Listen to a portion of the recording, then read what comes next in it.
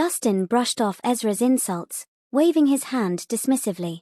Let's skip the chatter, shall we?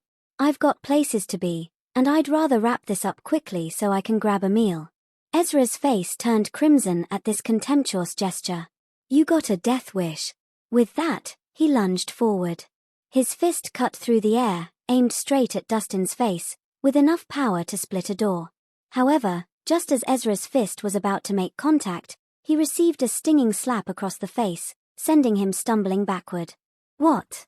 Ezra was left bewildered, his face throbbing in pain. What just happened? He muttered, his hand instinctively covering his cheek.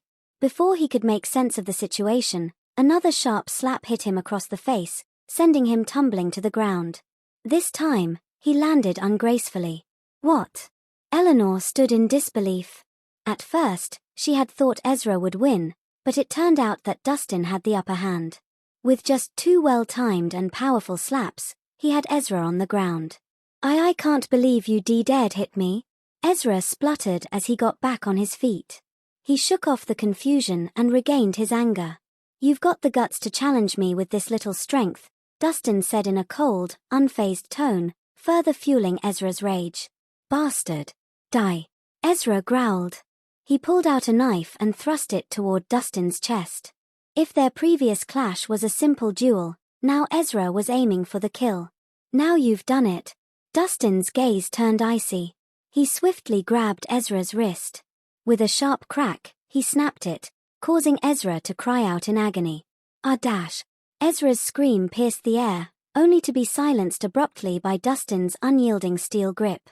He squeezed Ezra's throat, forcing the scream back down. Ezra's face turned crimson as he flailed helplessly. The terror of imminent death filled Ezra, who managed to croak, "Let go, please." Dustin dryly remarked, "Fighting with a knife because your fists aren't enough, huh? Aren't you ashamed?" His fingers tightened, making Ezra's eyes roll back. "Stop hurting him." Suddenly, a scream cut through the tension between them. It was followed by a loud crash as a bottle struck the back of Dustin's head. Glass fragments erupted into the air like fireworks, and the scent of spilled alcohol flooded the room. Dustin scowled, turning to face Eleanor. She stood there, still holding the shattered bottle. Fear and guilt painted on her face. After a moment, Eleanor realized what she had done. She tossed the remaining bottle fragment aside and tried to explain herself. "Dustin, I'm sorry. It was an accident. I was just trying to stop you from hurting Ezra, and things got out of control. Ezra is from the prominent Swanson family. I was worried you'd get into trouble. You don't know them like I do, and I was just trying to protect you." But her gaze darted around, and her attempts at clarification only looked suspicious. Dustin hastily wiped away the alcohol stain from his head, his furrowed brows, looking bewildered.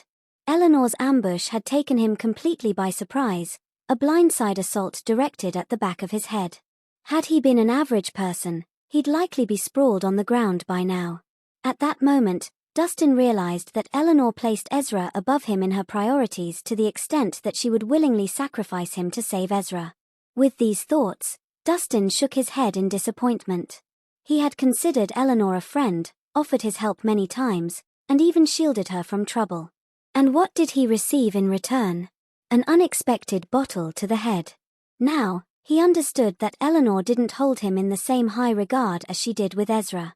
Slowly, Dustin loosened his grip, and Ezra slumped to the ground. Ezra coughed and gasped for air. His hand clutched his throat, struggling to catch his breath. "Are you okay, Ezra?" Eleanor asked, concern evident as she rushed to check on him. Her actions revealed that her feelings for Ezra weren't rooted in hatred. It was jealousy that had clouded her judgment. She was genuinely worried about Ezra getting hurt. Despite his coughing, Ezra managed a smile. "I'm fine. These are just minor injuries. As long as you can forgive me, I'd risk my life, and it wouldn't matter." What a perfect opportunity to play the victim, and he wasn't about to miss it. "You're such a fool," Eleanor exclaimed, her eyes filled with a mix of joy and gratitude. Ezra had seemingly turned over a new leaf, willing to fight for her, even at the risk of his life. Such sincere emotions were indeed a rare find. She decided to forgive him, understanding that everyone would make mistakes. Dustin chuckled softly, an ironic twist to the whole situation. So, after all that, it turns out the clown was none other than myself, he mused. In the end, despite the chaotic events that unfolded, Eleanor and Ezra found a way to reconcile. However, Dustin, who had extended his helping hand, ironically was cast as the sacrificial lamb and the unexpected antagonist in their story. Dustin, don't you think you went overboard just now? Eleanor said with concern etched across her face.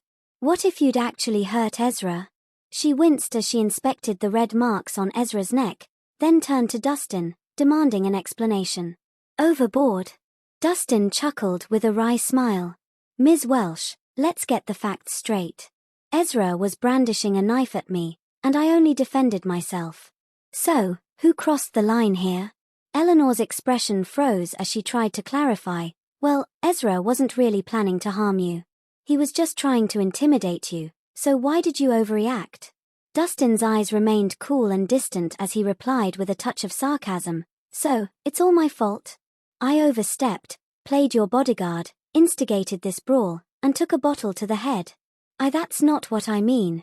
With guilt written all over her face, she admitted, I know smashing a bottle on your head was a mistake, but I freaked out. I was worried you might hurt Ezra, and I just wanted to avoid unnecessary trouble. Dustin looked at her indifferently and didn't say a word. He could not help but think, so, I'm just supposed to die? You smashed a bottle on my head and you didn't even check if I was all right? Speaking of mistakes, you have your share, too, Eleanor remarked, trying to share the blame. With a hint of reproach in her voice, she pointed out, you're incredibly skilled, yet you never told me. I worried for nothing. Plus, you were too harsh, you almost choked Ezra. If I hadn't stepped in, you might have made a big mistake. Dustin replied mockingly, so, do you think I should thank you? Gratitude isn't necessary, Eleanor said, frustration in her tone. Look, I've lowered my pride and apologized. Can't we just let bygones be bygones and remain friends? Dustin shook his head dismissively. Ms. Welsh, I'm just an ordinary guy. I don't need to be part of the Welsh family social circle. I'm fine walking away from all of this. His hopes sank as she continued to deflect blame without a sincere apology. She was the type of person he couldn't tolerate.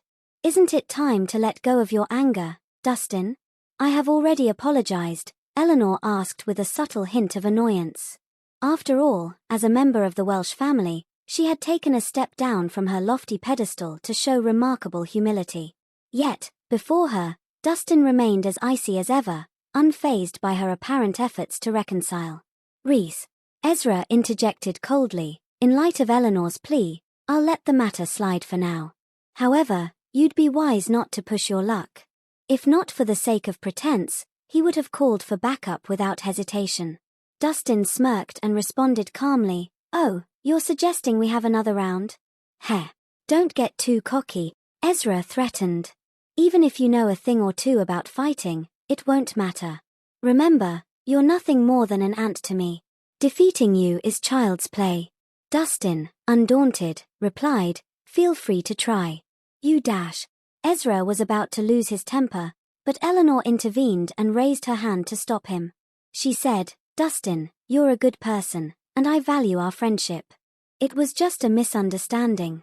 I hope we can sit down and talk it out. Dustin replied calmly, I don't think there's much to discuss. You two are clearly meant for each other, and I wish you all the best. If you don't have any other requests, I'll be on my way. With that, he turned to leave. Wait, Eleanor called out, a sense of urgency in her voice.